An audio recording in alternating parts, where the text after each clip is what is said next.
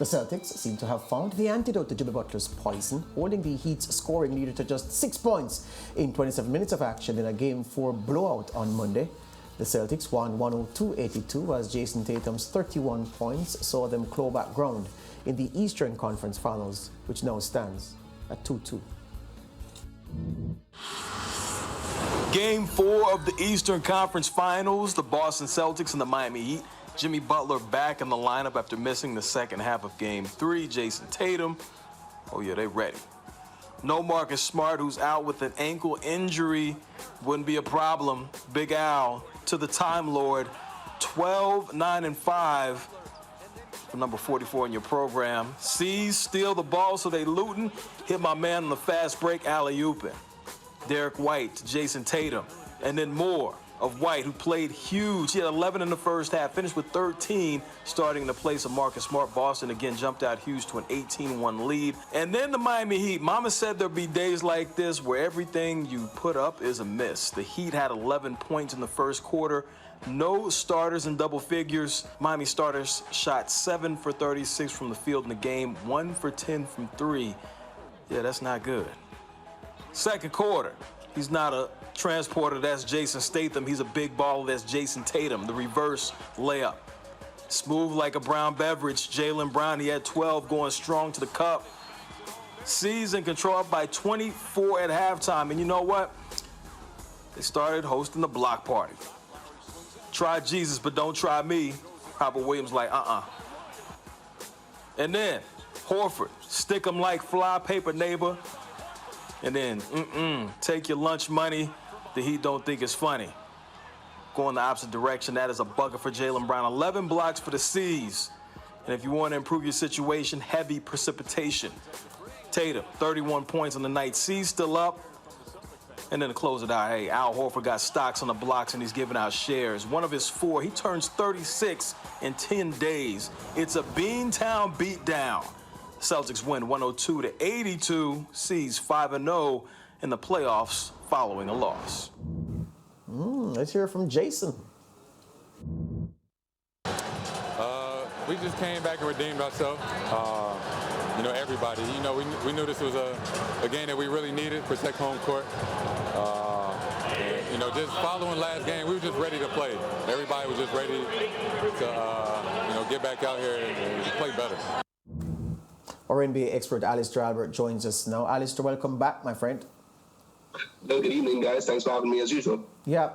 I've always been told in basketball that when a team is on the end of double-digit number of blocks in a game, that says something about their lack of aggression and it just being a bad day, because you're not supposed to, especially I can understand trying to shoot a corner 3 and someone comes flying over and gets some fingers on it and it goes away.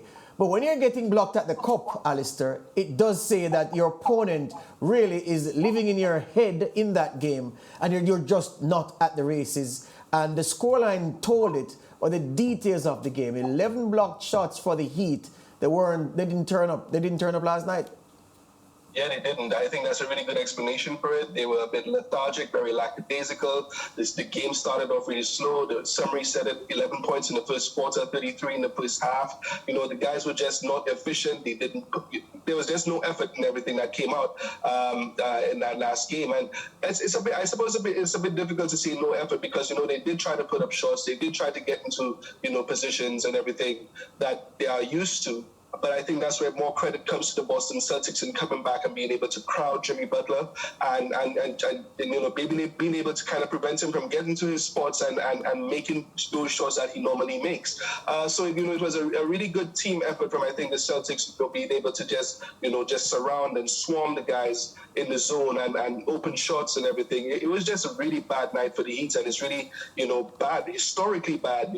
Fewest points in the first quarter, in franchise history for the Miami Heat and everything. Yeah, it was just a really lackadaisical effort from their part. And here's why I said no effort.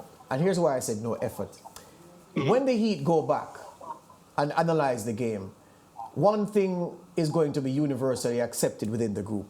We didn't play hard enough. In other words, they will believe that if they played hard, they either wouldn't have been beaten or they wouldn't have been beaten as badly as they were. So one thing the strategies and the tactics and everything are one thing to dissect. Who didn't pick up who didn't do a good job guarding who took shots when other teammates were available, who should have taken an extra pass to set the offense before going for the final action.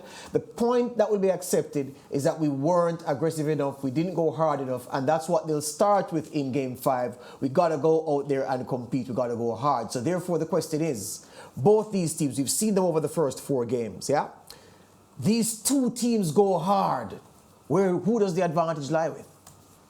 I think the advantage is for now, and as it plays out on paper and statistically and everything, it plays out that the Celtics have the advantage. And I think your summary right there and how the series has gone so far is a bit of a microcosm for how everything has gone so far. We have played 4 games so far, 16 quarters. The Celtics have won 9 of them. 3 of those, 3 quarters out of those 16 are what the Miami Heat have won. And of those 3 quarters that they have won, they've won 2 games. And that's off the back of lack of discipline from the Celtics, a lot of turnovers between Jason Tatum and Jaylen Brown themselves. Of course, Marcus Smart had been out of the game. Jason Tatum took out a lot more ball handling duties, and he had loads of turnovers in those situations, and also Jaylen Brown himself. So these guys have an opportunity to kind of really key in and zone in on something that they've been able to do from January. Play very disciplined, organized basketball and play to their strengths. The Miami Heat have been able to exploit that out of 3 quarters out of the 16.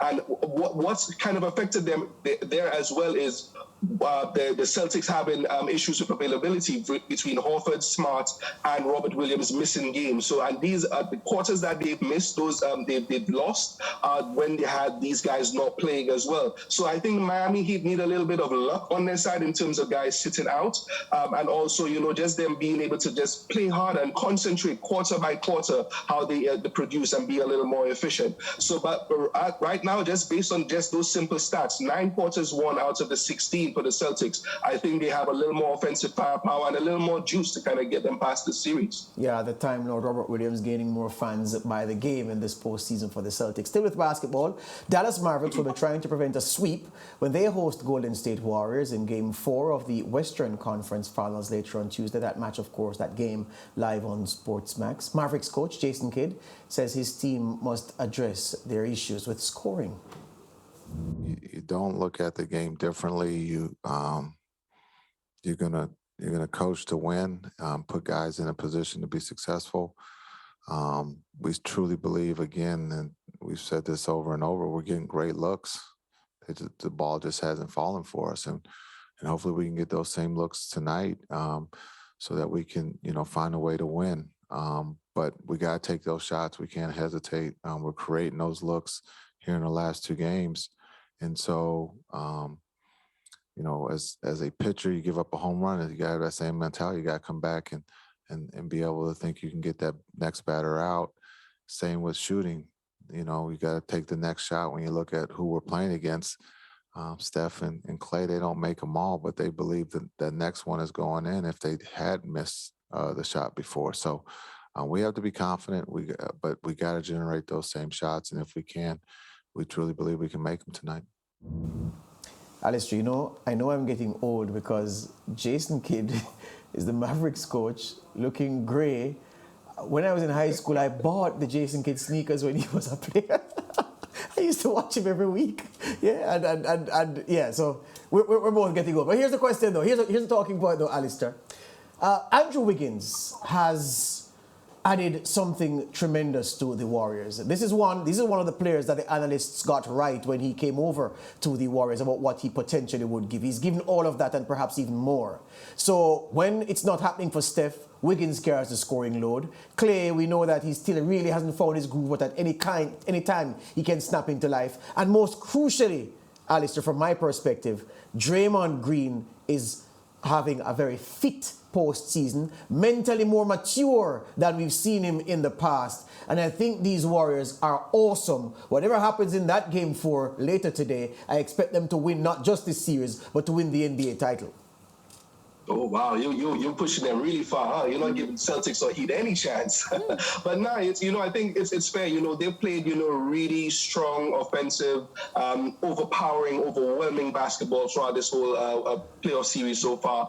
And they just looking at the numbers, they're outscoring the Dallas Mavericks by 115 points to 101. There's just not enough on the Dallas Mavericks, and there's not enough consistently on the Dallas Mavericks as well. Luka Doncic, of course, he's doing the best that he can. He's averaging 34 points a game. The next person, on the stat sheets, 21 points a game from Jalen Brunson, and then it's a precipitous drop after that. It's Spencer Dinwiddie, here and there, every now and then he decides to show up, averaging 15 points a game, which is good. But and then after that, Reggie Bullock, 11 points. There's just not enough production from these guys, to go against Jordan Poole, Steph Curry, Klay Thompson when he decides to be, old-time Klay Thompson and everything, and Wiggins. Like we said, I one of the things I thought about when I was thinking about Wiggins was, coming back to some of the things that I do outside of basketball. I do a little bit of acting and everything, like we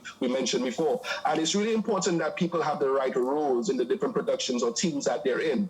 And Andrew Wiggins, I think he's come into a team where the perfect role has been, created for him. He's been written into the script or the fabric of the Golden State Warriors franchise, and he has a role where he doesn't have this number one pick, expectations on him, where he needs to produce and kind of be the leader or the franchise star for that team. He doesn't need to do that. He just needs to come in, play good defense, focus on what he's good at, be energetic, dunk on people when he needs to, be aggressive, and and he's doing that. And I think that's really what it comes down to for the Golden State Warriors. They're just overpowering the Dallas Mavericks right now. Luka Doncic has done everything that he could, and I think they've probably been a little bit ahead of schedule this playoff series coming down to the Western Conference Finals. I'm still very salty about them beating my Phoenix Suns this year, but they did what they did, and I think this is probably the end of the road for them tonight. If they win tonight by whatever stroke of luck that comes their way, they will end up losing in Game 5 for sure. They're not going to go very far. It's a 4 or 5 game series.